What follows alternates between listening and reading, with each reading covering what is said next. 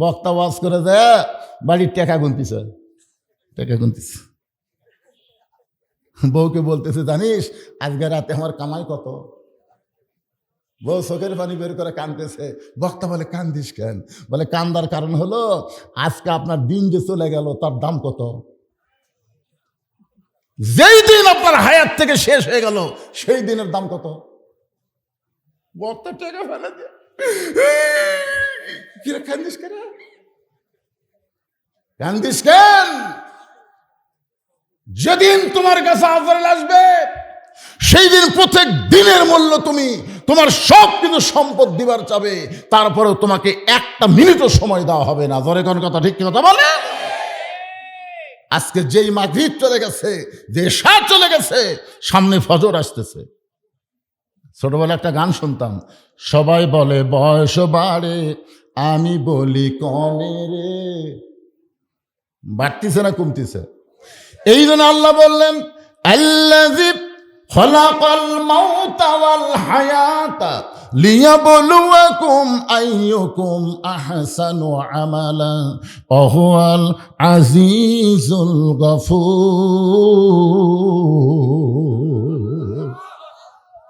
মৃত্যু এবং হায়াতকে সৃষ্টি করছেন আল্লাহ। কি কারণে?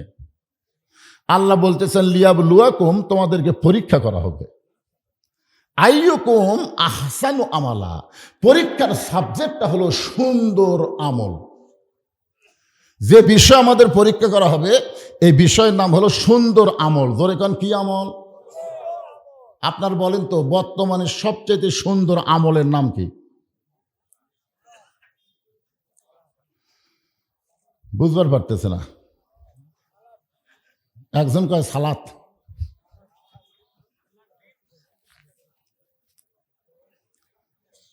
আমি আপনাদের বুঝাই দিচ্ছি। আল্লাহ রাসূল প্রথম যেই নামাজের আজান হয়েছে এই নামাজ হলো জোহরের নামাজ। ধরে বলেন কোন নামাজ? জোহরের নামাজ। নবী আমার আসরের নামাজের ইমামতি করে সাহাবীর দিকে মুখ ঘুরালেন। 2 ওয়াক্ত নামাজের সালাম ফিরায় নবী সাহাবীর দিকে মুখ ঘুরাই। কোন দিকে মুখ ঘুরাই? সাহাবীর দিকে মুখ ঘুরাই। মুখ ঘুরানোর পরে আল্লাহ রাসূল বললেন, সাহাবীরা তোমরা কি জানো নামাজের ভিতরে আল্লাহ তাআলা একটা আয়াত আমার উপর নাজিল করছে? যে সাহাবীরা বললে, হুজুর আমরা কেমনে জানবো? আপনি না বললে তো আমরা জানি না। রাসূল বললেন, যে আয়াত আল্লাহ আমার উপর নাজিল করছে এই আয়াত কি তোমরা শুনবা? সাহাবীরা বলে, হুজুর কি কন, আপনার উপর আল্লাহ আয়াত নাজিল করছে আমরা শুনবো না? রাসূল বললেন, সামিনা ওয়া তাআনা, খালি শুনলে হবে না, এটা ধরা লাগবে।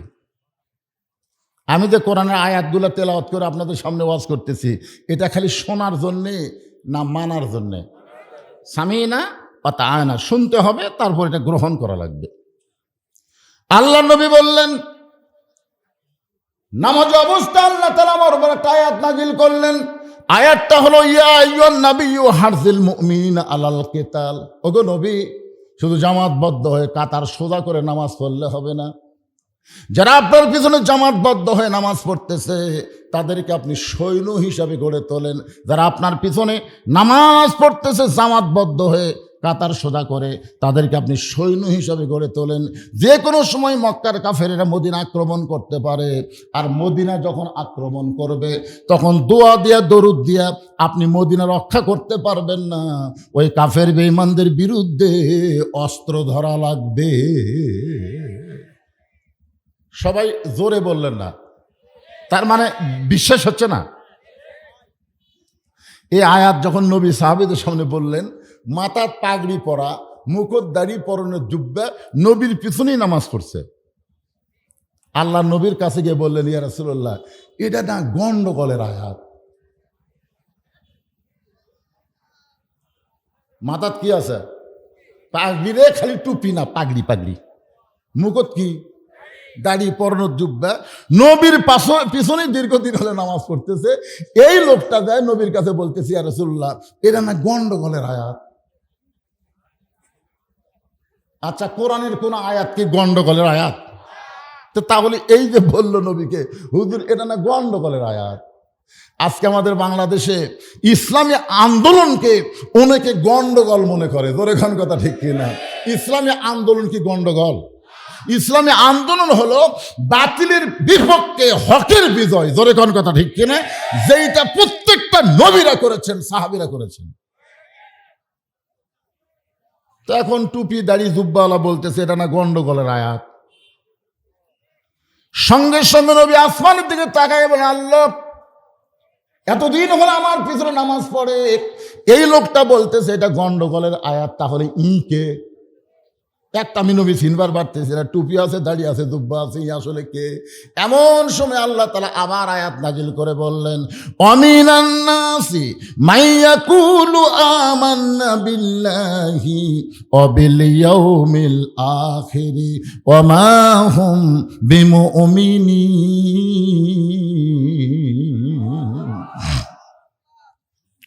আল্লাহ বিশ্বাস করবে, আখিরাত বিশ্বাস করবে, এরপরও আল্লাহ বলেছে এরা মুমিন না, এরা হলো মুনাফিক। জোরে বলেন, আরো জোরে। বাতিলের বিরুদ্ধে একটা কথাও যারা বলবে না, এরা মুসলমান নামের হলো মুনাফিক। জোরে কোন কথা ঠিক কিনা? এই কথা আমার না, কথা কার? আরো জোরে বলেন। হ্যাঁ, আল্লাহ বলতেছেন তোমাদেরকে পরীক্ষা করা হবে সুন্দর আমল, আর আপনারা কোন নামাজ। নামাজ, এই সুন্দর আমলটা কি একটু পরে আমি আসতেছি। ফজরের নামাজ পড়ে বাইজিদ বোস্তামি ডান কান্দে যায় নামাজ, মনে আছে না ভুলে গেছেন? বুকের মধ্যে আল্লাহর কোরআন নিয়ে ওই খারাপ মেয়েটার দিকে রওনা দিছে। কে বাবা মুরব্বীরা, কি হলো রে, কি হচ্ছে? আর জায়গা পাচ্ছে না। এই দুটাকে রে, এই দুটাকে ডান কান্দের উপর কি নিছে? খেয়াল করেন, খেয়াল করে শোনেন। যায় নামাজ, বুকের মধ্যে আল্লাহর কোরআন নিয়ে ফজরের নামাজ পড়ে বাইজিদ বোস্তামি ওই খারাপ মেয়েটার দিকে রওনা দিলেন। কিছু কিছু মুরিদ বাইজিদ বোস্তামির সামনে এসে বলতেছে, হুজুর আপনি এত বড় একজন আল্লাহর ওলি, ওই খারাপ মেয়ের কাছে যাইন না হুজুর, ওই খারাপ মেয়ের কাছে গেলে জনগণ আপনাকে খারাপ মনে ধরবে।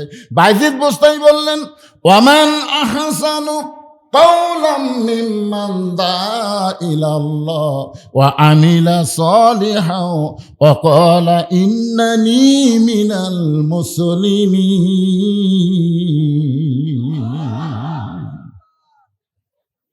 আজকে আমরা কিছু হুজুর যদি হিন্দুদের কাছে যাই, তখন সাইড থেকে কয়, হুজুর আবার হিন্দুর কাছে যাচ্ছে।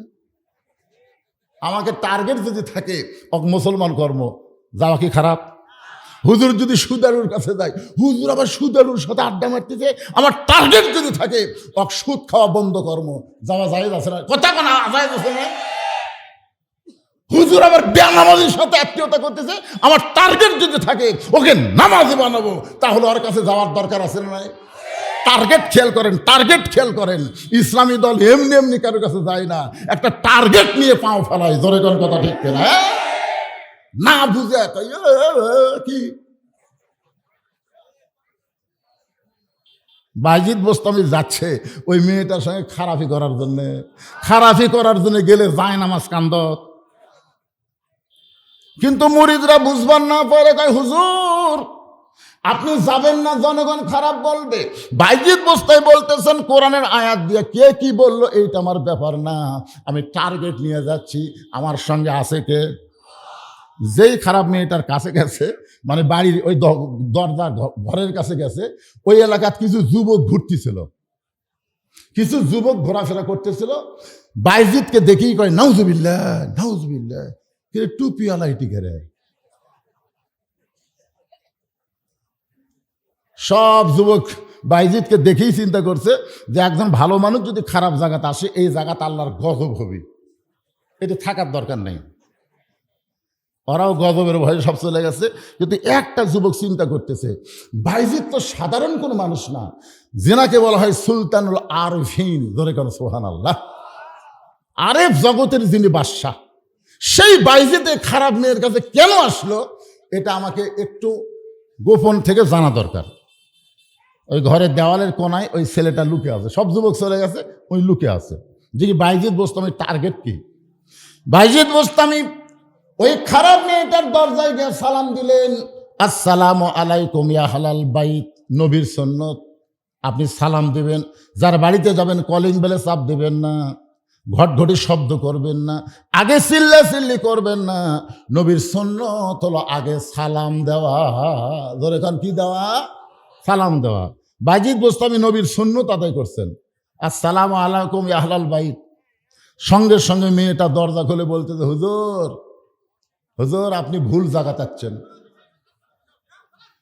ওই খারাপ মেয়েটা দরজা খুলে বলতেছে, হুজুর আপনি ভুল জায়গায় আছেন। আপনার বলেন তো খারাপ মেয়েও কিন্তু ভালো মানুষকে চিনে, ধরে কারণ চিনিকে চেনে না।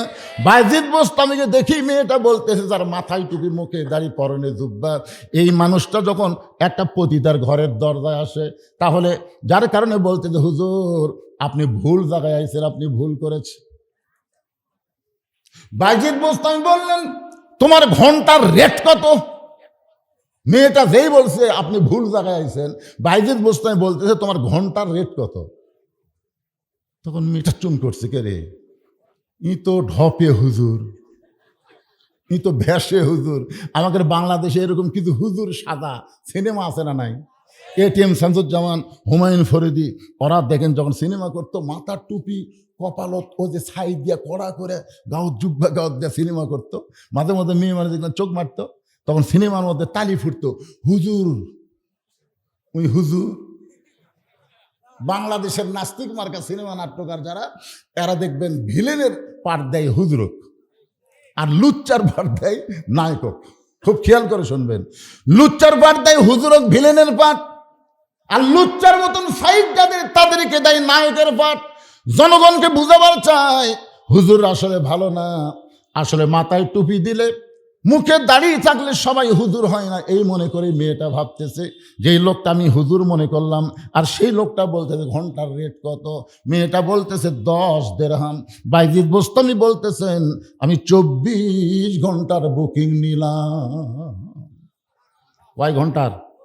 যেই শুনেছে ওই যুবক যারা লুকে আছে, যেই শুনছে 24 ঘন্টার বুকিং নিলাম, ওই মারছে দৌড়। অন্য যুবকেরা বলে দৌড়াস কেন রে?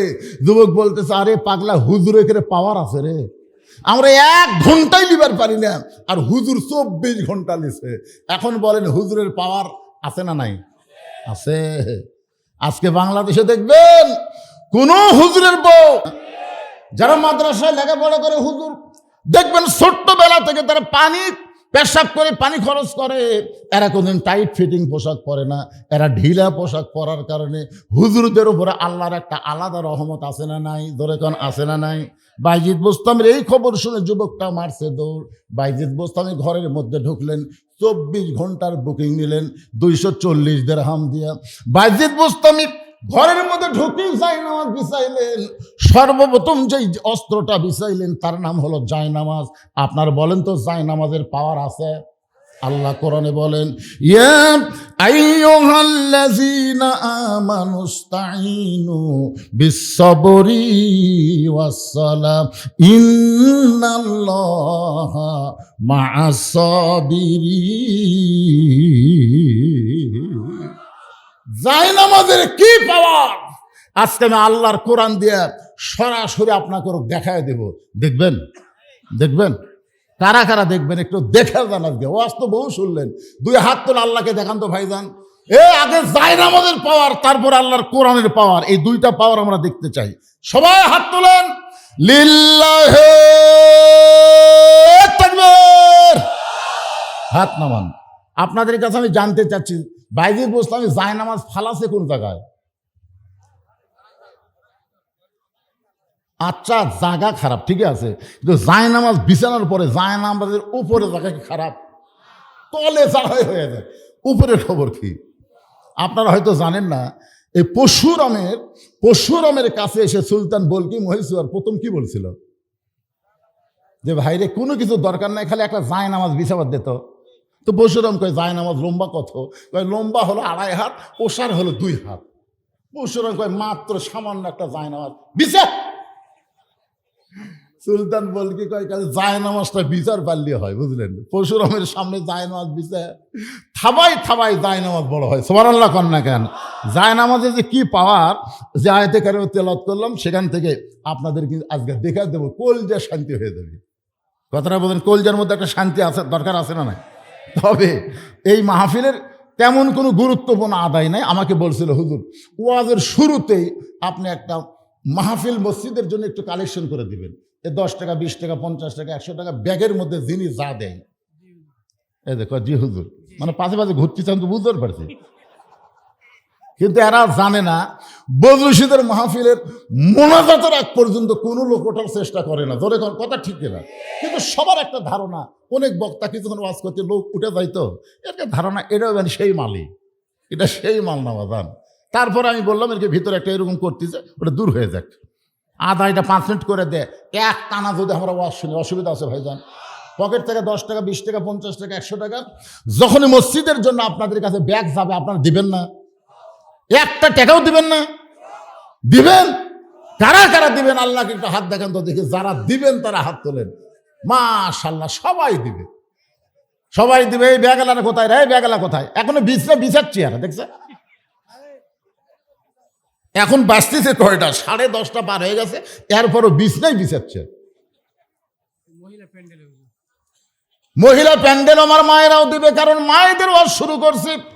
বাইজিদ বুঝতাম একটা খারাপ মেয়ে, আসলে মেয়েরা খারাপ না, পরিবেশের কারণেই মেয়েরা খারাপ হয়ে যায়। ধরে কোন কথা ঠিক কিনা?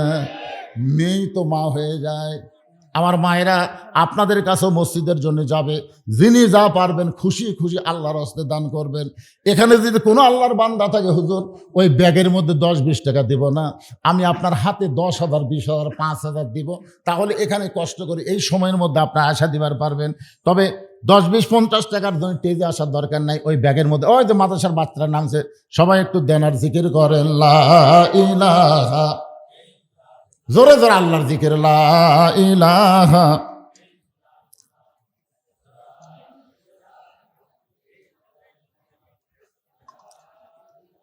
অনেকে চিন্তা করতেছে, যে হিসাব দিছে 79 লক্ষ টাকা ব্যাংকত আছে, 89 লক্ষ টাকা ব্যাংকত আছে, আবার দেওয়াই লাগবে। সেটাই তো কথা। আর সেটাই কি কথা রে পাগলা? ব্যাংকে আমার কথা 1 কোটি থাক, মসজিদের 1 কোটি 10 কোটি থাকলে কোনো সমস্যা আছে? কারণ এই জায়গায় আর একটা বহুতল বিল্ডিং করা হবে, টাকা ফুরাতে কতক্ষণ লাগবে বাদান? যখন সভাপতি সাহেব হিসাব দিল তখন তো মনে করলাম, কে রে মসজিদের টাকারা চালিয়ে কি করবি? দিয়ে দেন, দিয়ে দেন। আপনার কাম হলো দেওয়া, ইনাদের কাম হলো মসজিদের উন্নয়ন করা। দিয়ে দেন, সবাই দিয়ে দেন, যিনি যা পারবেন। জীবনের শেষ দান মনে করে দিবেন। হতে পারে আজকের জীবনে আপনার শেষ দান, আর হয়তো দান করার মতন সুযোগ হবে না। বাদানগ জীবনের শেষ দান মনে করে আল্লাহর হস্তে দিয়ে দিবেন। চিরা ফেটা ছোট টাকা দেবেন না, পকেটে যদি বড় টাকা থাকে। আল্লাহ কোরআনে বলেছেন, লান তানালুল বিররা হাত্তা তুনফিকু মিম্মা তুহিব্বুন, তুমি যেটা সবচাইতে মহব্বত করো ওইটাই তুমি আল্লাহকে দান করো। পকেটের মধ্যে 3টা লোট আছে, মনে করেন 3টা, একটা 50 টাকা 100 টাকা আর একটা হলো 200 টাকা। আপনি 3টা লোটের মধ্যে কোনটা বেশি ভালোবাসেন?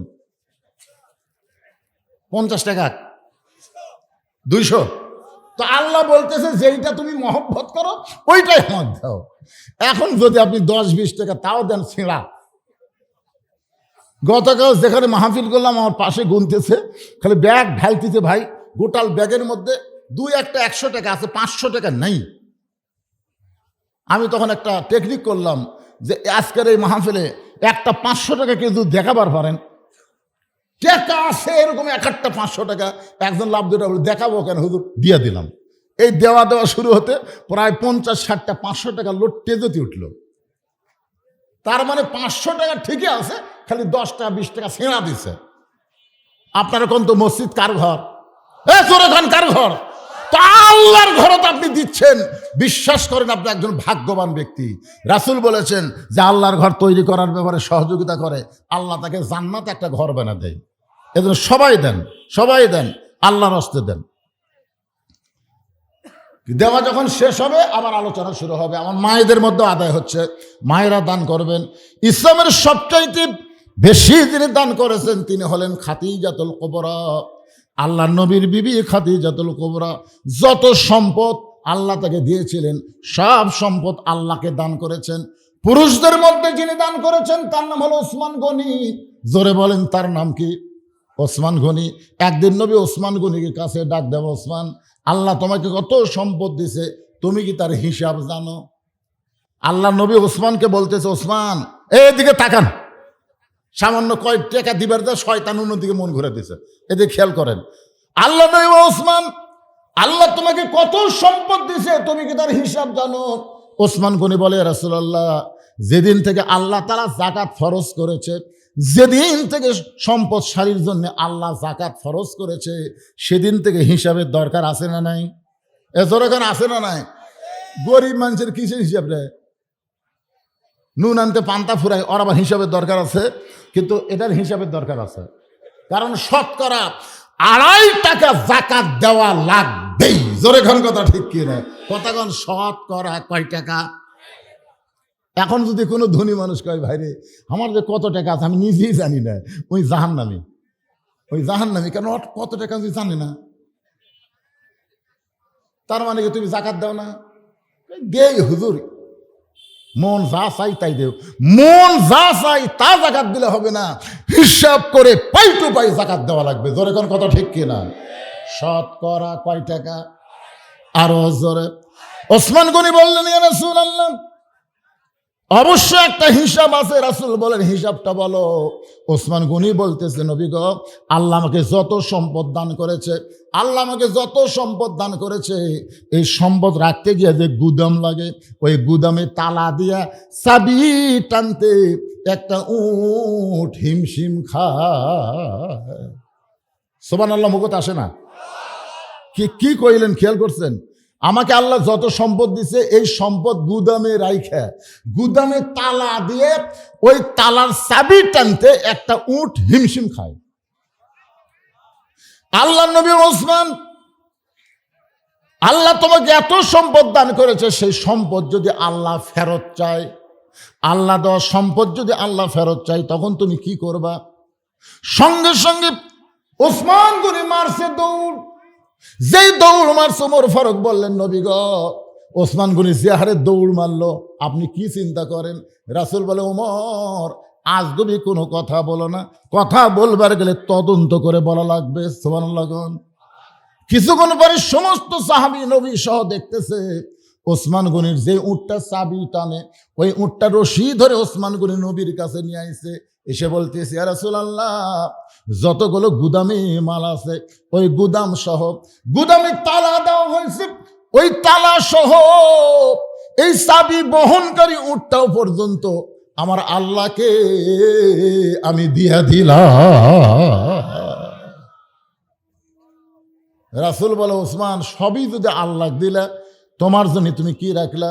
ওসমান চোখের পানি বের করে বলে, নবী গো, একজন মুসলমানের জন্য আল্লাহ নবী যথেষ্ট।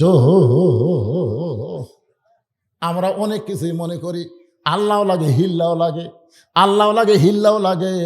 আল্লাহ লাগবে কিন্তু হিল্লা লাগবে না। দেওয়ার মালিক হচ্ছে আমার আল্লাহ। জোরে কোন কথা ঠিক কিনা? আল্লাহ কোরআনে বলেছেন, ওমা তুনফিকু মিন শাইইন ফি সাবিলিল্লাহি ওয়াফা ইলাইকুম ওয়া আনতুম লা তুজলামুন। দেওয়ার মালিককে একটু মনোযোগ দিয়ে শুনবেন। বায়জিদ বোস্তামি ওই খারাপ মেয়েটার ঘরে যায় নামাজ বিছায়া 4 রাকাত নামাজের নিয়ত করলেন। আল্লাহ কোরআন শরীফের মধ্যে বলেছেন, আস্তাইনু বিস-সাবরি ওয়াস-সালাহ, যদি আমি আল্লাহর কাছে কিছু পাওয়ার চাও, তাহলে ধৈর্য আর নামাজের মাধ্যমে চাও। শুধু চাইলে আল্লাহ দিবে না, ধৈর্য আর নামাজের মাধ্যমে চাইতে হবে। হুকুম কার? ইয়া আইয়ুহাল্লাযীনা আমানু ইসতাইনু বিস-সাবরি ওয়াস-সালাহ। আপনারা বলেন তো, এই যে ধৈর্য আর নামাজ আল্লাহ একসাথে কেন বললেন? একসাথে বলার কারণ হলো, আমরা সব জায়গায় ধৈর্য আছে, খালি নামাজের মধ্যে আমাদের ধৈর্য নাই। আছে? নামাজের মধ্যে ধৈর্য আছে? আপনারা এই 5 বিবি কেন্দ্রীয় মসজিদে আজান তো দেয়, আজান দেওয়ার সাথে সাথে তো আর আসেন না। হঠাৎ একদিন আপনি ভুল করে, আপনি আকামত দেওয়ার আগে কোনো দিনও আসেন না, কিন্তু হঠাৎ একদিন ভুল করে 5 মিনিট আগে আসছেন, ভুল করে, ইচ্ছা করে না। মসজিদে ঢোকার পর থেকেই আপনার ঘড়ি দেখা শুরু হয়ে গেছে। ঢোকার পর থেকেই একবার মসজিদের দেওয়াল ঘড়ি, একবার হাত ঘড়ি। 5 মিনিটের মধ্যে কমপক্ষে 5 বার আপনি দেখছেন দেখার পরেও পাশের জনক বলতেছেন, ভাই ঘড়ি কি ঠিক আছে, দেখো তার কয় মিনিট। তখন বলতেছে, ভাই রে আরো 4 মিনিট আছে। তখন আফসোস করে বলতেছে, আজ ঘড়ি লড়তেছে না ভাই রে, আজ ঘড়ি লড়তেছে না। ওর আশা হচ্ছে আকামত যখন দেয় তখন আসে, ওই ভুল করে আজ 5 মিনিট আগে যাচ্ছে, 4বার 5বার ঘড়ি দেখছে, তারপরে বলতেছে ঘড়ি লড়তেছে না। এই লোকটাই যখন নামাজ পড়ে বাইরে যা চাষ টলে 1-8 ঘন্টা গল্প করতেছে, একবারও ঘড়ি দেখে না। জোরে কার কথা। তাহলে মসজিদে আসলে আপনার এত ঘোড়া রোগ ধরে, আর বাজারে গেলে ঘড়ি দেখেন না, তার মানে কি? এই জন্য আল্লাহ বললেন ধৈর্য আর নামাজ। নামাজের মধ্যে ধৈর্য দেওয়া লাগবে। বায়জিদ বুস্তামি খারাপ মেয়েটার ঘরে 4 রাকাত নামাজের নিয়ত করলেন। এই নামাজের নাম হলো সালাতুল হাজত। সালাতুল হাজত, সালাতুল হাজত নামাজের নিয়ত করে বায়জিদ বুস্তামি সূরা ফাতিহা তেলাওয়াত করলেন। সূরা ফাতিহার মধ্যে সব কিছু আছে। সূরা ফাতিহাকে বলা হয় উম্মুল কোরআন, কোরআনের মা। সুবহানাল্লাহ কর না কেন? এক জাগাত কেবল আমি বলছি কোরআনের মা ৭৭, ওই জাগাত আবার ওই ভণ্ড পীরের আখড়া, ভণ্ড পীরের আখড়া। তা আমি যেই বলছি সূরা ফাতিহা হলো কোরআনের মা, উম্মুল কোরআন, কোরআনের মা। লাভ ধরে বলতে, হুজুর ফাতিহা যদি কোরআনের মা হয় তাহলে কোন সূরা কোরআনের বাপ? মানে মা থাকলে তো বাপ থাকা লাগবে। তারপরে কাছে সারা জীবন কোরআনের মা সূরা ফাতিহা, তাহলে কোরআনের বাপ কোন সূরা? আমি তো যত বড় হুজুর হই, কোরআনের বাপ কোন সূরা রে?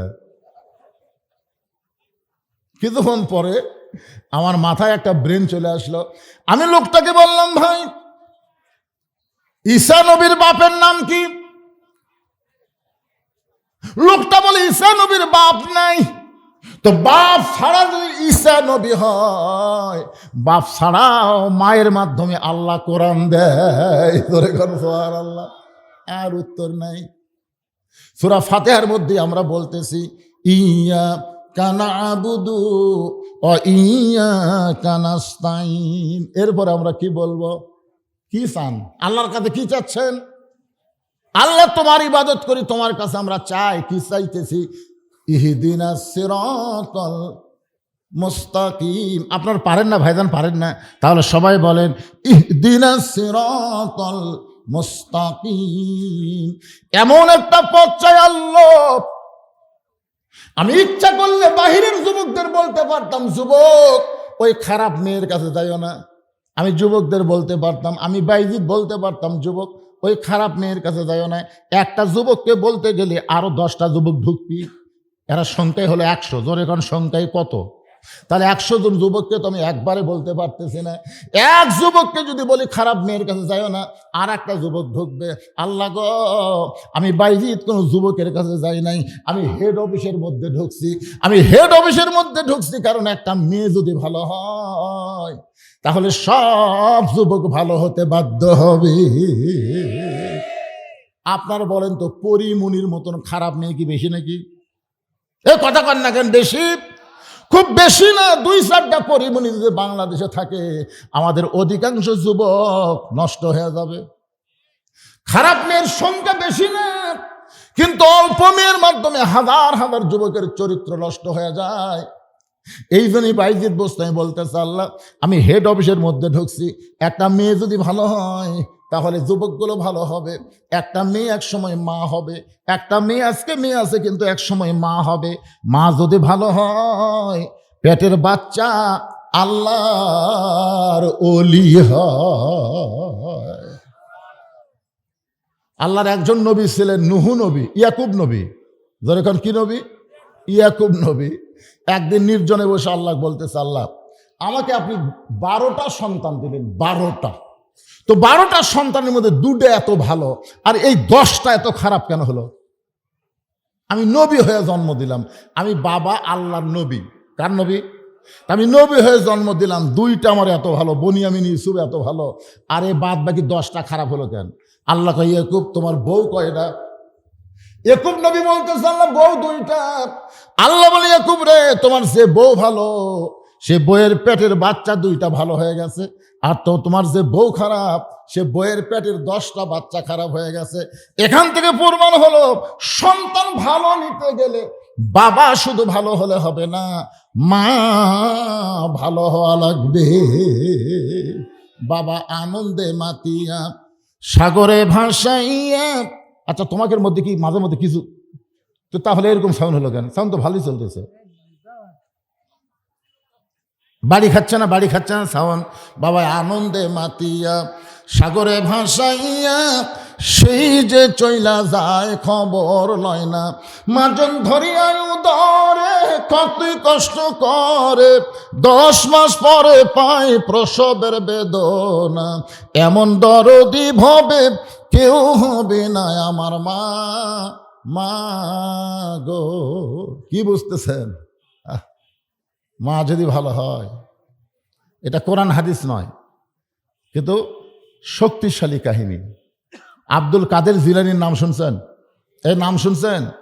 ওনার যখন মাত্র 4 বছর বয়স, ওনার মায়ের নাম হলো উম্মুল খয়ের ফাতেমা। এরকম একটা মাদ্রাসায় ভর্তি করে দিয়ে বলছে, হুজুর আমার সন্তান যেন হাফেজ আলেম হয়। হুজুর বলতেছেন আচ্ছা ঠিক আছে মা। মা চলে আইছে পর্দার ভিতর থেকে।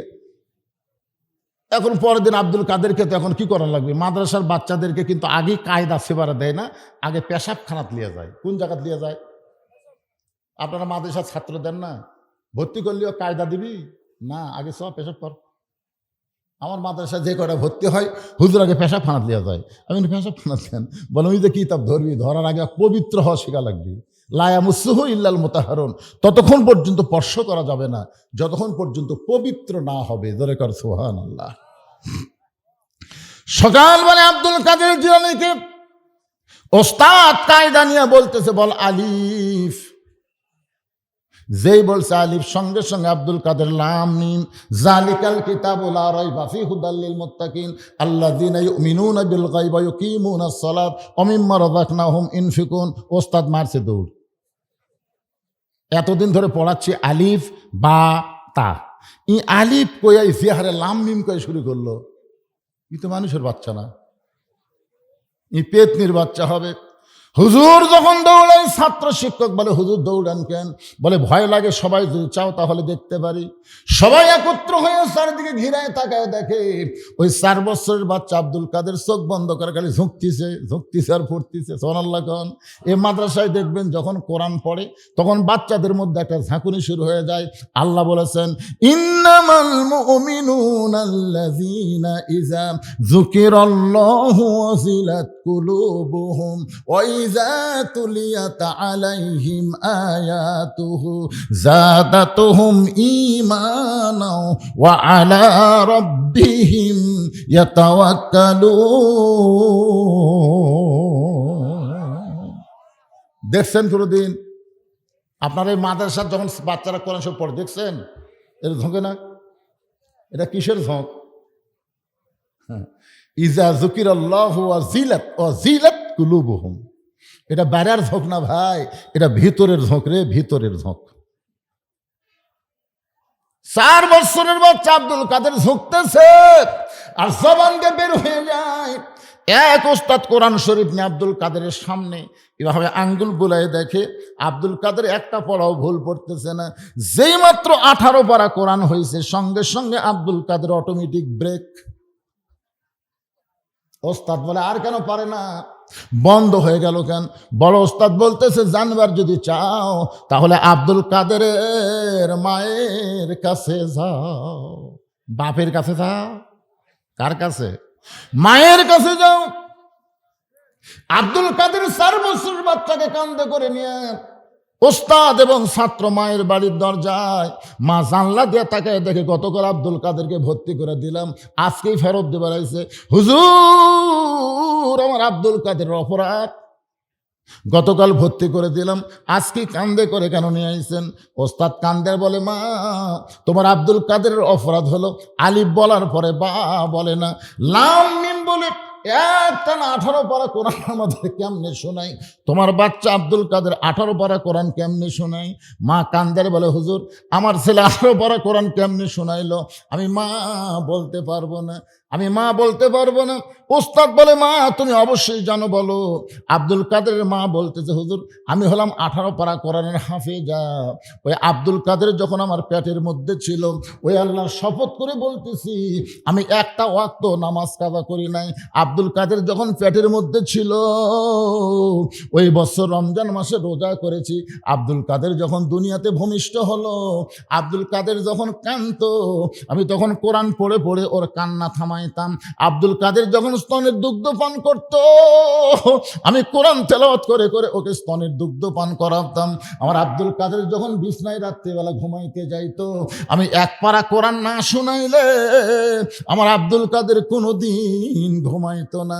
এই 4 বছরে 18 পারা কোরআন আমি বহুবার তেলাওয়াত করে করে আমার আব্দুল কাদেরকে শোনাইছি। আমার মুখের তেলাওয়াত শুনতে শুনতে আব্দুল কাদের যে 18 পারা কোরআন মুখস্থ করেছে আমি মা হইয়াও বুঝতে পারি নাই। সমস্ত শিক্ষক ছাত্র বলে মা যদি ভালো হয় পেটের বাচ্চাও আল্লাহর ওলি হয়ে যায়। অনেকে আবার বলে পেটের ভিতর থেকে না, পেটের ভিতর থেকে না। অনেকে বলে পেটের ভিতর থেকে 18 পারা কোরআন। পেটের ভিতর না পাগলা, ওই শুনতে শুনতে কয় বছর কি মা যদি সবসময় পড়ে। ছোট বাচ্চাকে ব্রেন ভালো না খারাপ? খুবই ব্রেন ভালো। এই যে মা এখন কটকটি দেখে, কিরণমালা দেখে, স্টার জলসা দেখে, ওই ছোট ছোট বাচ্চারা মায়ের সাথে চোখ টুন করে দেখে, বুঝছেন? এই জন্য মা বোনদের জন্য বলতেছে মা একটু খেয়াল করবেন। বাইজিদ বুস্তাই বলতেছেন ইচ্ছা করলে বাহিরের যুবকদেরকে আমি ধরতে পারতাম, কিন্তু একটা ধরলে তো আরো 99টা আছে, এদেরকে ধরে ধরে ভালো করা যাবে না। আসল জায়গায় ঢুকছে। আসল জায়গা হলো মেয়ে মানুষ, আসল জায়গা হলো হেড অফিস। একটা মা যদি ভালো হয় তাহলে সমাজের সন্তানগুলো ভালো হবে। আমরা ভবিষ্যৎ মা ভালো চাই। একটা নেপোলিয়ন বলেছে ভালো একটা সন্তান যদি চাও তাহলে ভালো একটা মায়ের দরকার। দরকার কিসের দরকার? আল্লাহর কাছে বাইজিদ দোস্ত আমি কাঁদতেছি। 4 রাকাত নামাজ শেষ। বাইজিদ বুস্তামি সালাতুল হাজত দিয়ে 4 রাকাত নামাজ নিয়ত করেছিলেন। ওই নামাজ শেষ করেছেন সালাম দিয়া। শেষ করার পরে তাকায় দেখে মেয়েটা তখনও শাস্তিছে। মেয়েটা তখন কি করতেছে? শাস্তিছে। কে রে?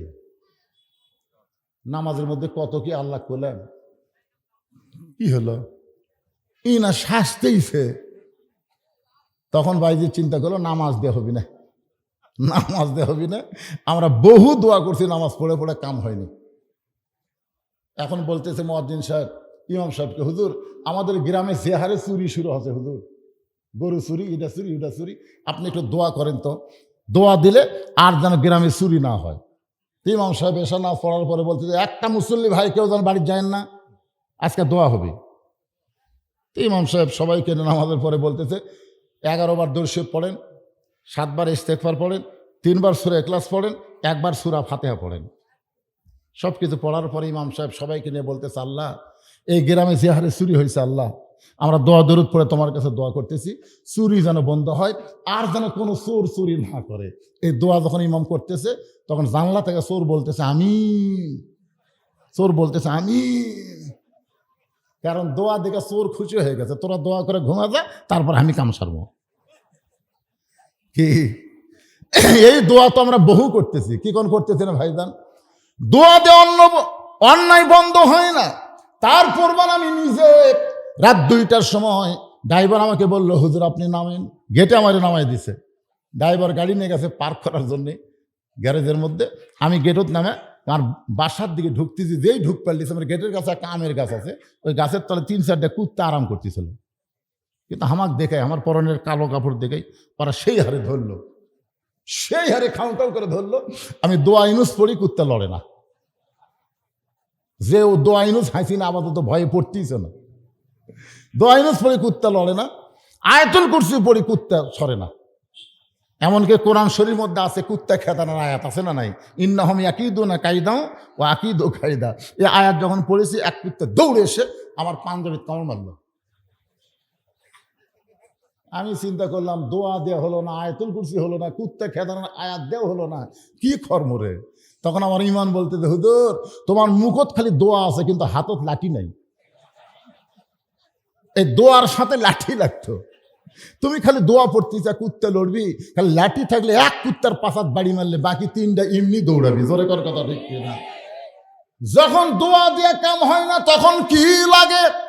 আর জোরে কান কি লাগে?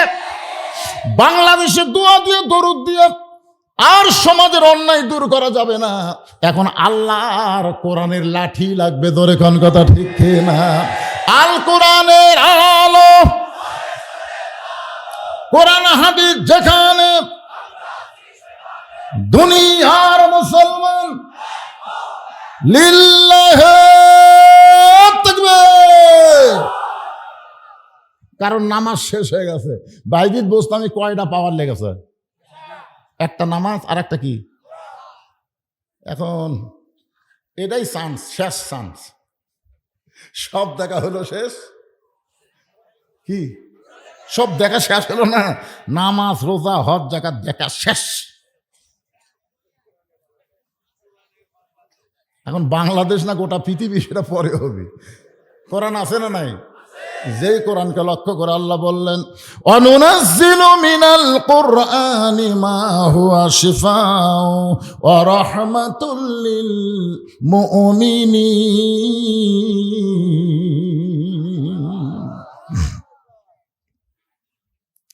খুব মনোযোগ দিয়ে শুনবেন। এই কোরআনটা কি?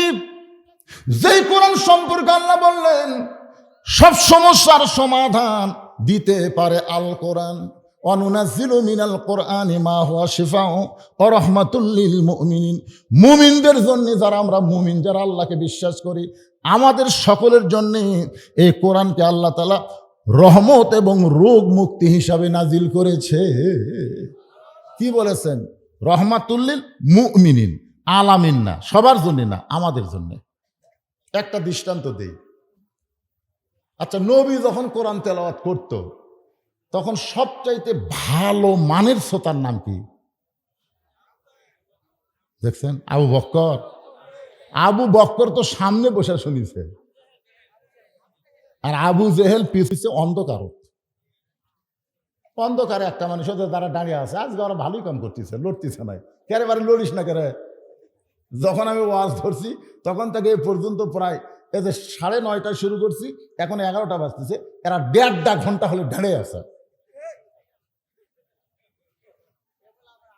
না না, আবু জেহেল কম করে বারে।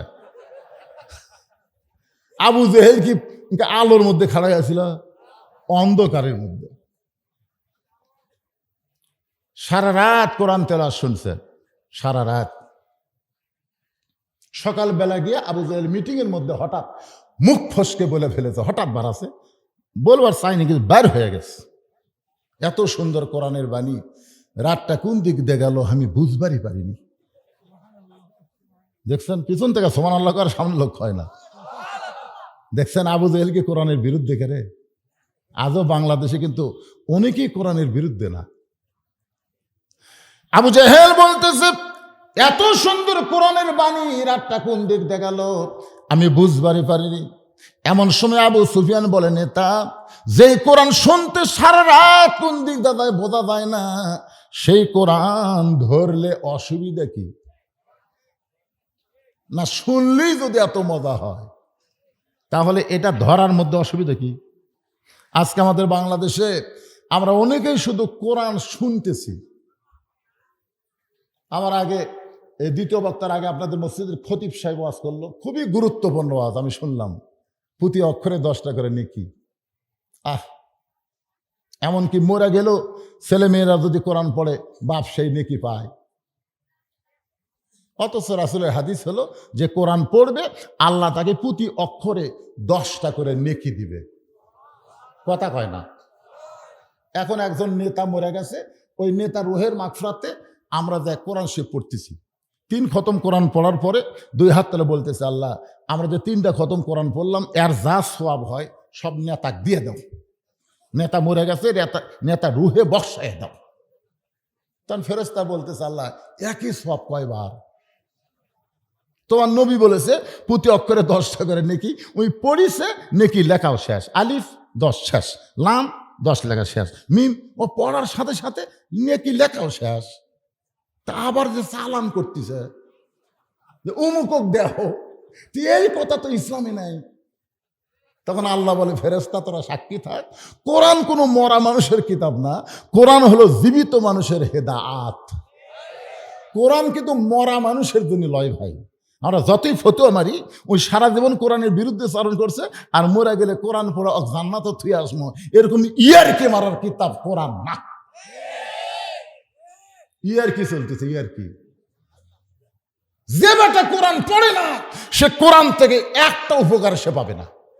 কারণ কোরআন এরা পড়া সুন্নত নফল না, কোরআন পড়া হলো ফরজ আইন। ফরজ আইন, নামাজ পড়া যেরকম ফরজ আইন, আল্লাহর কোরআন শিক্ষা করা একই ফরজ আইন। আমি নিজে পড়বো না, মরে গেলে কোরআন পড়ে আমাকে জান্নাতে থুয়ে আসবি, ইয়ার কি মারার কোরআন। একটু মনোযোগ দিয়ে শোনেন, আবু জেহেল বলতে আবু সুফিয়ান, এই কোরআনকে যদি আমরা ধরি, এই কোরআনকে যদি আমরা গ্রহণ করি, তাহলে আমাদের ভুয়া নেতৃত্ব চলবে না। আমরা জনগণের উপরে যে নেতৃত্ব দিচ্ছি, এই নেতৃত্ব চলবি। ভুয়া নেতৃত্ব বোঝেন না? সারা জীবনেও খোঁজ নাই, ভোটের আগে আসে গরিবের বন্ধু, সমাজসেবক, জনদরদি। আপনাকে 5 বিবিধ হয়তো নাই। আমার এলাকাতে এক নেতা 5,000 গাড়ি বাড়ে, 1 কোটি টাকার উপর দাম, ভাঙ্গার ভঙ্গা রাস্তার মধ্যে নিয়ে যাচ্ছে। নিয়ে এসে থেকে রাস্তাতে এক ফকির নেতা ড্রাইভারকে বলতেছে, ব্রেক কর। ড্রাইভার বলে, স্যার কি জন্য ব্রেক? সামনে মানুষ। মানুষ না স্যার, ওটা ফকির। আরে পাগলা, ভোটের আগে, ভোটের আগে। নেতা নিজেই গাড়ির থেকে নেমে ফকির সালাম দেয়, সালাম আলাইকুম চাচা, কেমন আছেন চাচা? ফকির খেলে চারিদিকে তাকায়। নেতা কয়, কি দেখেন চাচা? বলে, কাক সালাম দিলে বাবা? কাক দিলে? বলে, আপনাকে দিলাম, আমি ভিক্ষা করে খাই। ভোটের আগে আপনিও যা, আমিও যা। কি নেতা রে, কি নেতা রে! ভোট পায় যখন নেতা হয়ে গেছে, ওই নেতার 5 বিবিধ নাই, নেতার দাম নাই। 5 বিবিধ থাকবে? নেতা এখন ঢাকার থাকে, মাঝে মধ্যে নেতা 5 বিবি আসে, চামচার অত্যাচারে কোনো ভোটার নেতার কাছে যাবার পারে না। জোরে কোন কথা, চামচা, এত চামচা ভাই। সাধারণ একজন এমপি, একজন মন্ত্রী এত চামচা, অথচ আল্লাহর কোরআনে যখন রাষ্ট্র চলবে, ওই সময় অর্ধ জাহানের খলিফা হযরত ওমর জুমার দিনে মসজিদের মেম্বারে খুতবা দিচ্ছেন আল্লাহর কোরআন দিয়া। তখন দুনিয়া চলতেছে, অর্ধ জাহানের খলিফা হযরত ওমর। ধরে কোন সুবহানাল্লাহ। আল্লাহর কোরআন দিয়ে রাষ্ট্র চলে। ওমর জুমার দিনে যখন খুতবা দেয়, এমন সময় মাঝখান থেকে এক মুসল্লি দাঁড়িয়ে বলতেছে, আমির আল মুমিনিন, আপনার খুতবা আমরা শুনবো না। ওমর ফারুক চোখের পানি বের করে বললেন, ভাইজান, আমার অপরাধ কি? যদি মানুষের আইন চলতো, যে বেটা বলেছে ওমরের ভাষণ শুনবো না, ওমরের খুতবা শুনবো না, ওমরের চামচা গিয়ে মারাই গুণে করে দিত। জোরে কোন কথা, ঠিক কি না? আপনাদের পার্শ্ববর্তী থানার নাম হলো কালাই। নাম কি? কালাই মুন্সিপাড়া, নাম শুনছেন? আমি খালি ওয়াজ করতেছিলাম, 1 ঘন্টা পরে নেতা আছে। আমার ওয়াজ যখন জমে গেছে, তখন নেতা আছে।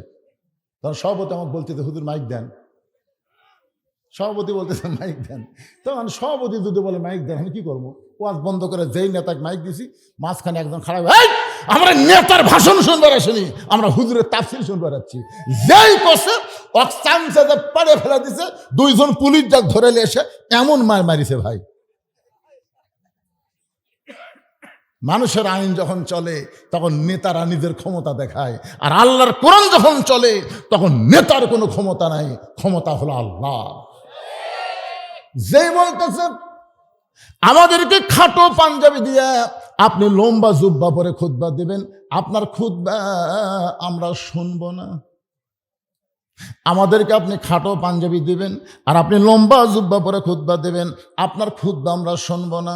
এমন সময় 30 পারা কোরআনের হাফেজ, 6 লক্ষ হাদিসের হাফেজ ওমর ফারুকের সন্তান আব্দুল্লাহ ইবনে ওমর বাবার পাশে উকিলের মতন দাঁড়ায় বলে, রে নবীর সাহাবীরা, তোমরা খাটো পাঞ্জাবি হলেও তো আজকে নতুন কাপড় পরে নামাজ পড়তে আইছো, কিন্তু আমার দিকে তাকায় দেখো, আমার পরে নতুন কোনো কাপড় নেই। ওসমান গনি বলে, আব্দুল্লাহ রে, আজকে জুমার দিন নতুন কাপড় না পরে তুমি পুরাতন কাপড় কেন পরলা? আব্দুল্লাহ বলতেছে, আমি যদি আজকে নতুন কাপড় পরতাম তাহলে আমার বাবার জুব্বা লম্বা হতো না। আমি যদি আজকে নতুন কাপড় পরতাম তাহলে আমার বাবার জুব্বা লম্বা হতো না। তোমরা সবাই যখন ঘুমাও আমার বাবা তখন ঘুমায় না। যেদিন থেকে মদিনার খলিফার দায়িত্ব পাইছে, আত্তাকুল্লাহ হাক্কা তুকাতিহি, আল্লাহর ভয় তার কলিজার মধ্যে এমন ভাবে ঢুকেছে, সবাই ঘুম পাড়ে কিন্তু ওমর ফারুক ঘুম পাড়ে না। মানুষের দুঃখ কষ্ট নিজের চোখে দেখে, কে কেমন কোথায় কেমন আছে। ওমর ফারুক গভীর রাতে যখন ঘুরতেছে, হঠাৎ দেখতে পায় একজন মানুষ তাঁবুর বাইরে গেলে উত্তরে যায়, দক্ষিণে যায়, একবার দক্ষিণ দিকে যায়, একবার উত্তর দিকে যায়। ওমর ফারুক লোকটার কাছে গিয়ে সালাম দিলেন, আসসালামু আলাইকুম ইয়া আব্দুল্লাহ। লোকটার সালামের উত্তর দেয় না। ওমর ফারুক লোকটাকে আবার সালাম দিলেন, আসসালামু আলাইকুম ইয়া আব্দুল্লাহ। লোকটার সালামের উত্তর দেয় না। ওমর ফারুক যখন আবার সালাম দিবার চায়, লোকটা রাগ করে বলে, এই নিয়ে বারবার খালি সালাম দাও, তুমি দেখতেছো না আমি পেরেশানি হয়ে ঘুরতেছি। তোমার ফারুক বলে, ভাই এই জন্যই তো সালাম দিচ্ছে, একটু স্থির হও। তাই পাগল, তুমি তো জানো না আমি কি বিপদত পড়ছি। তাবুর মধ্যে আমার বইয়ের বাচ্চা হবে, ও সব ব্যথায় কান দিচ্ছে। আমি মরদ মানুষ কিছু করবার পারি না, উত্তর দিকে ঘুরি দক্ষিণ দিকে ঘুরি আর খালি সালাম মেরা। আমার বাড়ি হলো মুখ দেশে, আমি আমার বউকে নিয়ে গভীর রাত্রে যাচ্ছি, কেন উমর তখন আল্লাহর কোরআন দিয়ে রাষ্ট্র চালায়, তখন দিনের বেলাও যা রাতের বেলাও তাই। জোরে কন্যা সুবহানাল্লাহ। আল্লাহর কোরআন দিয়ে যখন রাষ্ট্র চলবে তখন দিন রাত মানুষ সমান তালে ঘুরবে, মানুষের অন্তরে আল্লাহ ছাড়া অন্য কারো ভয় থাকবে। আর আপনাকে পাঁচ বিবি থেকে ওয়াজ করে হিজ নিয়ে যায়, ভাই তেলতেলা রাস্তা, হুজুর রাস্তা খুবই তেলতেলা, হুজুর রাস্তা তো তেলতেলা, মোড়ে মোড়ে যে ডাকাত। সেদিন ষোড়শী নির্জন পথে যাবে, কোনো জন কটু কথা কবে না, পথে আর প্রান্তরে সম্পদের মোহে পড়ে খুন আর হাজানি হবে না। সবাই বলেন, যদি মেনে চলি কোরআন আর রাসূলের বিধান, সকলেই শান্তিতে থাকবে। বাংলার আকাশে কলেমার পতাকা যেদিন দুলবে। ওমর ফারুক বললেন, ভাইজান তুমি একটু ধৈর্য ধরো, আমার একটা ভালো ধাত্রীর খবর আছে। আমার কাছে একটা ভালো ধাত্রীর খবর আছে। ভালো ধাত্রী বোঝেন না, যাই বাচ্চা ধরে, তোমার কোনো টেনশন নাই, একটু ধৈর্য ধরো।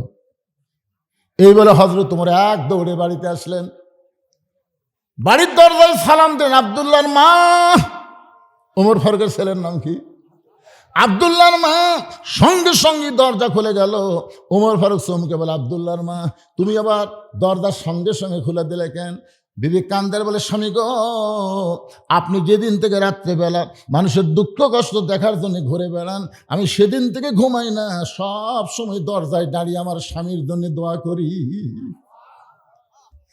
আপনি ঘুরবেন মানুষের দুঃখ কষ্ট দেখার জন্য, আর আমি আরাম করব, সেই বউ আমি না। নেতাও ভালো, বউ ভালো। ওমর ফারুক বলে, আব্দুল্লাহর মা জান্নাতে যাবা? তো বউ বলতেছে, জান্নাত কোথায়? চলো এই জিনিসগুলা লিয়ে চলো, মানে একটা বাচ্চা ধরার জন্য যা যা লাগবে এইগুলা নাও, জান্নাত চলো। এখন স্বামীর কথা মতো, স্বামীও পাগলা, বউ পাগলি। পাগলা পাগলি ধরে কোন পাগলা, অর্ধ জাহানের খলিফা পাগলা। বউরে নিয়ে তাবুর ওপর পৃষ্ঠাতে ঢুকে দিস, আর বলতেছে ধৈর্য ধরো, ধৈর্য ধরো, আল্লাহ তাআলা অবশ্যই সুখবর দেবেন। কিছুক্ষণ পর ওমর ফারুকের বিবি তাবুর ভিতর থেকে বলতেছে, ইয়া আমিরুল মুমিনিন, আপনার বন্ধুকে খবর দেন, তার বিবি সুসন্তান জন্ম দিয়েছে, মা এবং সন্তান ভালো আছে। আপনাকে সুবহানাল্লাহ বলেন, কিন্তু ওই যেই বেটা তিনবার সালাম দিছে, সালাম তো নেয়নি, গরম যখন শুনছে ইয়া আমিরুল মুমিনিন, কাঁপতে কাঁপতে পড়ে গেছে। কি? ওমর ফারুক বলে, ভাই কোনো টেনশন নাই, এই দায়িত্ব আমার। কে কোথায় কেমন ভাবে থাকে? আব্দুল্লাহ বলতেছে, গভীর রাত্রে আমার বাবা আমার ঘরের দরজায় এসে বলতেছে, আব্দুল্লাহ রে, ও আব্দুল্লাহ। আমি সঙ্গে সঙ্গে দরজা খুলে দেখি বাবার হাতে একটা পাঞ্জাবি। আমি আব্দুল্লাহ চমকে গিয়ে বললাম, বাবা আপনি কি জানেন না বাইতুল মাল থেকে আমার একটা পাঞ্জাবি দিছে বাবা, আবার গভীর রাত্রে আপনি আর একটা দিবে রাইছেন। ওমর ফারুক আল্লাহর কোরআন তেলাওয়াত করলেন, ইন্নাল্লাহা ইয়ামুরুকুম আন তুআদ্দুল আমানাতি ইলা আহলিহা ওয়া ইযা হাকামতুম বাইনান নাস আন তাহকুমু বিল আদল। আল্লাহু আকবার। আব্দুল্লাহ রে, বাইতুল মাল থেকে তোর একটা পাঞ্জাবি দিছে, আমি আর একটা পাঞ্জাবি দিয়ে বেড়াইছি, এই কথা তুই কেমনে মনে করলি? আব্দুল্লাহ রে, আমি যে পাঞ্জাবি নিয়ে তোর সামনে জানাইছি বাজান, এইটা বাইতুল মাল থেকে আমার ভাগে পড়েছে।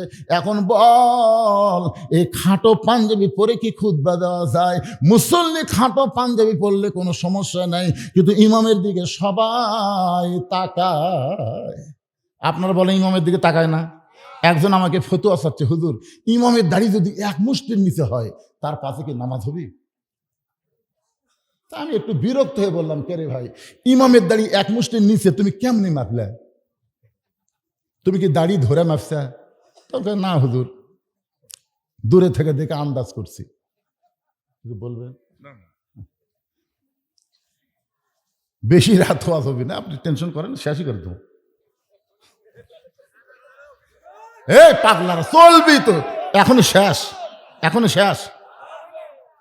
বাইজিদ বোস্তামি কোরআন শরীফ কুটি পড়ে আছে। আপনারা কি পতিতার ঘরত কোরআন থবেন? জাগা মতো কোরআন লিয়ে যাওয়া লাগবে। তোর কোন কথা ঠিক কিনা? ওয়াজ বুঝতে পারতেছেন না কি? আরে বাবা, একটু মনোযোগ দিয়ে শোনেন, আমি যেটা বলতেছি একটু খেয়াল করেন। তো এখন ইমামের দাড়ি তুমি মাপলা কিংবা কেমনে? হুজুর ইমাম যখন খুতবা দিচ্ছিল তখন আমি দূর থেকে মুঠ ধরছি আর চোখ বন্ধ করে আন্দাজ করছি, মনে হচ্ছে মুঠের চাইতে কম হবে। আমি তখন বললাম, কে ভাই তোমার দাড়ির খবর কি? আমার নাই। তাই বলে হুজুরের থাকা লাগবে না। যেই দেশে ইমামের দাড়ি মানুষ মুঠ দিয়ে মাপে, আর সেই দেশে যদি দাড়ি মোছ কিছুই না থাকে, তাকে জাতীয় ইমাম বলা যাবে? কারণ তাকে জাতীয় ইমাম বলা যাবে? কারণ বাংলাদেশে যাকে তাকে জাতীয় নেতা বলা যাবে, কিন্তু জাতীয় ইমাম বলা যাবে না। ইমামতি করবার গেলে কিছু জিনিস মানুষ দেখে। কথা কন না ভাই, কথা কন না কেন? হ্যাঁ দেখে, ফাজলামো করার একটা সীমা থাকে। যাকে তাকে জাতীয় নেতা বলতে পারেন, কিন্তু জাতীয় ইমাম বলা যাবে না। ইমামের দিকে মানুষের গুরুত্ব আছে না নাই? ওমর ফারুক বললেন, আব্দুল্লাহ তোর পাঞ্জাবিটা আমাকে দান করে দে বাবা, তোর টামারটা মিলে আমি একটু লম্বা জুব্বা বানাবার চাই। আব্দুল্লাহ গভীর রাত্রে তার কাপড়ের অংশ বাবাকে দান করে দিলে। বাবা আব্দুল্লাহর কাপড় তার কাপড় একত্র করে সারা রাত ধরে বাবা লম্বা জুব্বা বানায়া, সেই জুব্বা বানায়া আমার বাবা খুতবা দেয়। এখন বলো বাবার খুতবা শোনা যায় কি না যায়? সমস্ত সাহাবীরা চিল্লায় বলে, আল্লাহর কোরআন দিয়ে যখন রাষ্ট্র চলবে, মুসলমান এমন ভালো মানুষকে নেতা হিসাবে দেখতে পাবে। আপনারা বলেন তো, যে বেটার কাপড় নিয়ে পরনের জুব্বা বানায়, তার কোনো চামচা আছে? চামচা। এখন চেয়ারম্যান সাহেব বালতি দিয়ে চাউল মাপতেছে, বালতি দিয়ে। প্রত্যেকটা কার্ডে লেখা আছে 10 কেজি। ধরে কোন কয় কেজি? এখন চৌকিদারের কাছে ইনকা বালতিতে একটা লাল দাগ দিছে, এই পর্যন্ত চাউল দিব। বালতি চাউলের পরিবারের চাউল দিয়ে একজনের সন্দেহ আছে, কে রে লেখা আছে 10 কেজি, কোনো কিছুই নাই, দাঁড়ি পড়লাও নাই, কিছুই নাই। ওই মাপিছে, মাপা দেখে 8 সের, 10 কেজির জায়গাত 8 সের। মনে করছে একটু লোকমা দেই, তো একটু লোকমা দে। লোকমা বোঝেন না?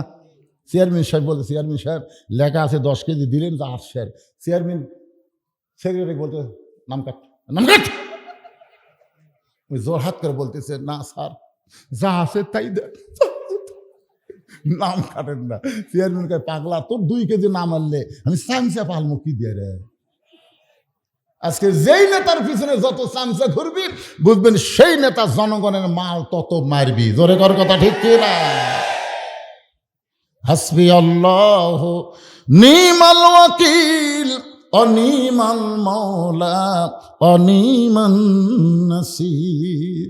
বাইজিদ বোস্তামি দেখলেন নামাজ দিয়া যখন হলো না, তাই বলে কিন্তু কাজ বন্ধ করে দেওয়া যাবে না। বাইজিদ বোস্তামি ওই নামাজের উপরে বসে আল্লাহর কোরআন তেলাওয়াত শুরু করলেন। ওয়াইজা তুলিয়াত আলাইহিম আয়াতুহু যাদাতুহুম ঈমানা ওয়া আলা রাব্বিহিম ইয়াতাওয়াক্কালুন। কোরআনের তেলাওয়াত শুনলে কি বাড়ে? এখন আপনাদের বলতেছে এটা কোন তেলাওয়াত? এটা কোন তেলাওয়াত ভাই? খালি কোরআন পড়বে আর আপনারা শুনবেন, এটা তেলাওয়াত না। তেলাওয়াত মানে কোরআন পড়তে হবে, কোরআন বুঝতে হবে, কোরআন মোতাবেক নিজের জীবনকে পরিচালনা করার নাম হলো তেলাওয়াত। আমাদের বাংলাদেশে কোরআন পড়া আছে কিভাবে? আমি একটা যুক্তি দেই। মনে করেন একটা লোক এই বিজ্ঞাপন, এই পোস্টার পড়িছে, পড়ার পরে আপনি জিজ্ঞাসা করতেছেন কে ভাই বক্তা কে কে আছে, তখন আপনি বলতেছেন ভাই পড়িছি ঠিকই, বুঝিনি। আমি পড়ে পারি ভাই, কিন্তু আমি বুঝি না রে। তখন জনগণের উপর রাগ করবি না খুশি হবি? এই নিয়ে পড়িস তা বুঝিস না কেন? পড়া মানেই তো বোঝা। একটা লোক পেপার পড়তেছে, ওই কি পেপারের খবর না বোঝার জন্য পড়তেছে না বোঝার জন্য পড়তেছে? দেখেন পেপার ইনকে নিয়ে, আচ্ছা ওই পার কি হলো রে? এরা কি মাটি ফেটা জন্ম লিছে না এর বাপ মাও আছে?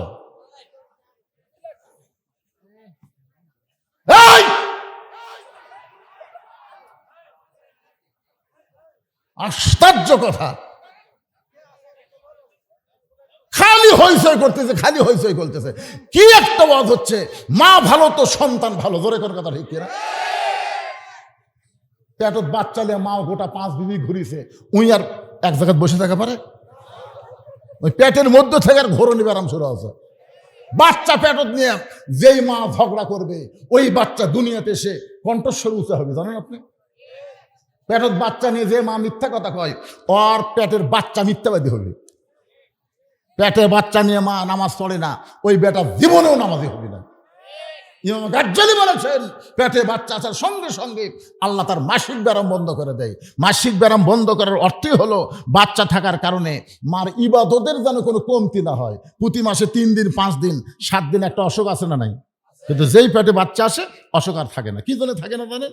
যে অসুখ থাকলে তো ইবাদত করে পারবি না, অসুখ আল্লাহ বন্ধ করে দেয়। পেটে বাচ্চা নিয়ে আমার নামাজ পড়তেছে, রুকুত যখন থেকে শেষ দাঁত গেছে, পেটের মধ্যে 5 মাসের বাচ্চা একটু চাপা খাচ্ছে, এরকম রুকুত থেকে শেষ দাঁত গেলে পেটে একটু চাপা লাগে না? ফেরেশতা বলতেছে আল্লাহ দেখো তোমার বান্দি সেজদা করবার যে পেটের বাচ্চা চাপা খায়। আল্লাহ বলে সাক্ষী থাক, যেই মা পেটে বাচ্চা নিয়ে নামাজ পড়তেছে, এ মা শুধু নিজে নামাজ পড়তেছে না, পেটের বাচ্চাকে নামাজি বানায়া দিচ্ছে। কি এরা যখন মায়ের ফেরত ছিল, মাও কি করছে আমরা বুঝতে পারতেছি না? কেরে কোরআনের মাহফিল হয়, বক্তা ওয়াজ করে, আর তোরা চিল্লাচিল্লি করিস, তার মানে বুঝিস ভালো মায়েরই সন্তান। আর শব্দ আছে, যদি খারাপের হতো তাহলে তর্ক করতো। আল্লাহ এই সোনার যুবকদেরকে তুমি হেদায়েত দাও, ধরে কর আমিন। এই পুনরায় আলোচনা শুরু করার আগে আমি আর একটা কথা বলি। আমাদের বাংলাদেশের যারা বড় বড় ডাক্তার, বহু ডাক্তার আমার বন্ধু আছে, আমার ফলোয়ার্স আছে, এমবিবিএস ডাক্তার, এফসিবিএস ডাক্তার, এরকম কোনো ডাক্তারের বউ বাচ্চা নেওয়ার সময় সিজার করে না, ডাক্তারই করবার দেয় না।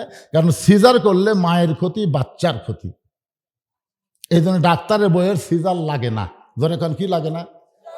2 নম্বর হলো কোনো মৌলানার বাড়িতে আজ পর্যন্ত মিলাদ হয় না, দেখবেন আপনারা খেয়াল করে।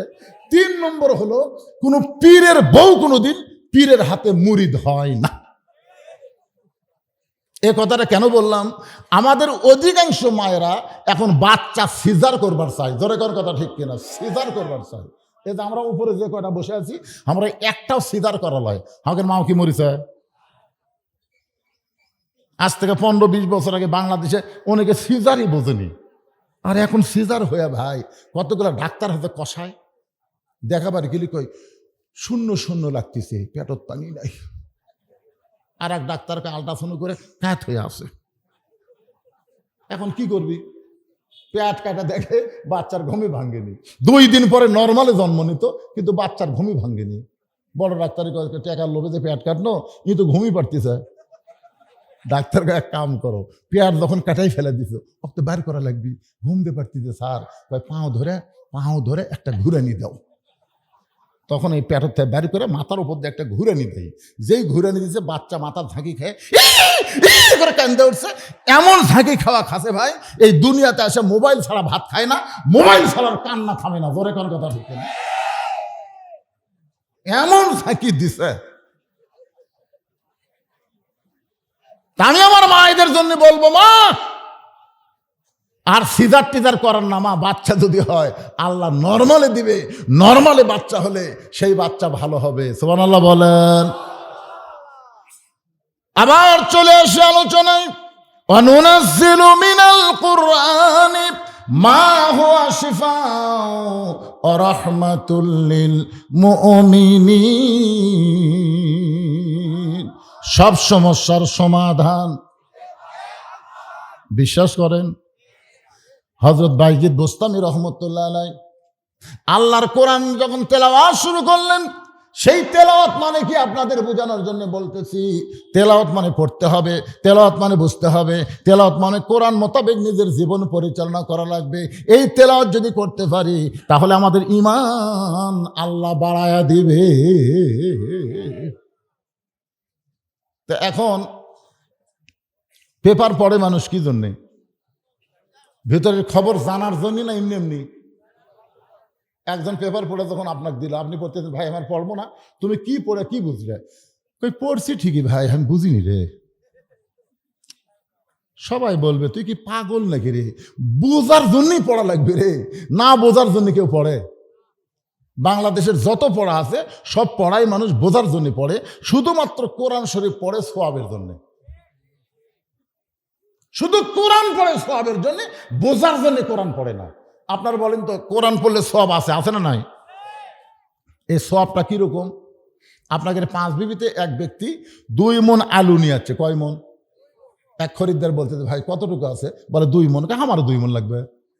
আলুওয়ালা বলতেছে, মাশাআল্লাহ, 5-7 10 টাকা করে বেচা লাগলো না, তাহলে লাও ভাই। খরিদ্দার বলতেছে, মাফ করে দেন, লেপে দেন। আলুওয়ালা বলতেছে, আমার বাড়ির আলু, কম হবি না। খরিদ্দার বলতেছে, না না ভাই, মাফে দেন। বাড়ি আলু বলতেছে, কম হবি না। আরে মাফে দিতে আপনার ক্ষতি হচ্ছে। তো মাফে দেখে 2 মণ 2 সের। খরিদ্দার বলতেছে, আপনি করলেন 2 মণ, হলো যে 2 সের বেশি। আলুওয়ালা বলতেছে, এই 2 সের তোমাকে ফাও দিলাম, এর দাম দেওয়া লাগবে না। তখন একটা ছোট ব্যাগ আছিল, এই ব্যাগত করে 2 সের নিয়ে বলতেছে, আজকের দিন আমার 2 সের হলেই চলবি, 2 মণ নেব না। এখন আপনারা বলেন, ওই 2 সের নিয়ে যদি যাবার চাই, 2 মণ আলু দিবি? কে রে পাগলা, তুই 2 মণ নিলে তো 2 সের, তুই 2 মণই নিবি না, 2 সের নিয়ে দৌড় দেশ। তার মানে কোরআনের প্রতি অক্ষরে 10 টাকা করে নেকি, এটা হলো 2 সের। আর কোরআন মোতাবেক চলা, এটা হলো 2 মণ। কোরআন মোতাবেক চলবেন না, খালি 2 সের ফাও খাবেন। ওই ফাও খাওয়ার দিন শেষ। আগামীতে আমরা দেখব কোরআনের বাংলাদেশ। জোরে বলেন কথা ঠিক কিনা? ফাও খাওয়া দিন শেষ। এই ফাও খাওয়া বাদ দেন তো, কিসের ফাও? কোরআন খালি শোনার জন্য আল্লাহ দেয় না, আমাদের দেখার জন্য দিতে। ধরে কোন কথা ঠিক কিনা? বাইজিদ বোস্তামি আল্লাহর কোরআন যখন তেলাওয়াত করতেছে, এমন সময় মেয়েটা ওই কোরআন তেলাওয়াত শুনে শুনে এক সময় মেয়েটা মাথায় ঘোমটা দিয়া এতক্ষণ কি করতেছিল? সাজতেছিল। এবার কোরআনের তেলাওয়াত শুনে মাথার দিয়েছে ঘোমটা।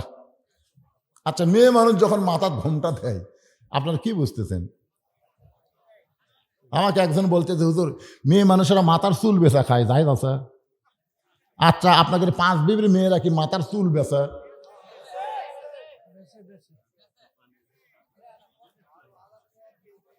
দেখছেন, একজন কয় 12। আপনি কিভাবে জানলেন? মায়েরা শোনেন, পুরুষ মানুষ মারা গেলে 3 কাপড় দেওয়া হয়, মেয়ে মানুষ মারা গেলে 5 কাপড় দেওয়া হয়। তা আমি বললাম মেয়েদের যে 2টা কাপড় বেশি দেয়, এই 2টা কাপড় কোন জায়গা দেয়? বলে একটা হলো মাথা বাঁধ, একটা হলো সিনা বাঁধ। একটা হলো মাথা বাঁধ, কি বাঁধ, আর একটা হলো সিনা বাঁধ। আমি মায়েদের বলতে যে মা, এই 2টা জিনিসের গুরুত্ব খুব বেশি। মাথার উপর কাপড় দিয়ে থাকা লাগবে, মাথার চুল পরপুরুষক দেখান যাবি না। তো চুলই যদি দেখান না যায় তো বেচা যাবি। তখন চুল কিনবার আসে ওই একদিকে একটা কাঁচা 1 টাকা দেয়, আর একদিকে চুল দেয়। কাঁচা 1 টাকার সমান চুল দিলে 150 টাকা দিবি। তখন টাকা ভাবি, ওই ফেরওয়ালা আবার ভাবি বানাছে, ভাবি খালি সামান্য একটু লাগবে ভাবি। তখন বলতে যে ভাই একটু ধৈর্য ধরেন, আমি আনতেছি। বাড়িতে একটা মুড়া যে চিরুনি নাই, মুড়া চিরুনি, মানে মাথা দিলে ক্যাড় ক্যাড় করে চুল ছিঁড়ে। স্বামী কিনে দেয় প্যারাশুট, স্বামী কিনে দেয় লক্ষ্মী বিলাস, আর ওই সামান্য চুল দেওয়ার জন্য। দেখেন তো ভাই, ফেরওয়ালা লাড়িয়া ছেড়ে দিচ্ছে। ঠিক আছে ভাবি, আজ একটু কম আছে, আগামীতে যেন বেশি হয়। আপনি বলেন যেই চুল দেখাই যায় নাই, সেই চুল যদি লাড়িয়া ছেড়ে কিনে, কি হলো রে? আপনারা বলেন সেই চুল যদি লাড়িয়া ছেড়ে কিনে, ওই মেয়ের মাথায় কাপড় বাঁধতে কোনো লাভ আছে? যেই মেয়েরা সিনাবান, বুকের উপরে অন্য রাখে না, ইচ্ছা মতো চলে। আমার মায়েদের জন্য বলতেছি, মা আপনি অবশ্যই একদিন ভালো হবেন, কিন্তু সেই দিন তো ভালো হয়ে কাম হবে না। ভালো যে হবে না তা কিন্তু না, অবশ্যই হবে। সাবানা নায়িকা ছিল, এখন বোরকা ছাড়া ঘরে না। সাবানাও হজ করছে, কখন বোরকা গাওয়াত দিছে, যখন বুড়ারাও সাবানার দিকে তাকায় না। সাবানা কিছুদিন আগে দেখলাম সেই বোরকা, কে রে বুড়ি, বুড়ি মানুষ বোরকা পরে কোনো লাভ হবে না। বোরকা পড়তে হবে যখন সবাই দেখে, তখন বোরকা পড়া লাগবে। আমি আমার মায়েদের জন্য বলতেছি, মা 50 বছর আমের গাছের গোড়াত কেউ বেড়া দেয় না। যদি কেউ বেড়া দেয়, জিজ্ঞাসা করে বেড়া কেন দিচ্ছেন ভাই? বলে গরু ছাগল যদি খায়। আরে পাগল, গরু ছাগল 50 গাছের দিকে তাকাবেই না। যদি বেড়া দেবার চাও, ওই লক লকা পাতা বাড়া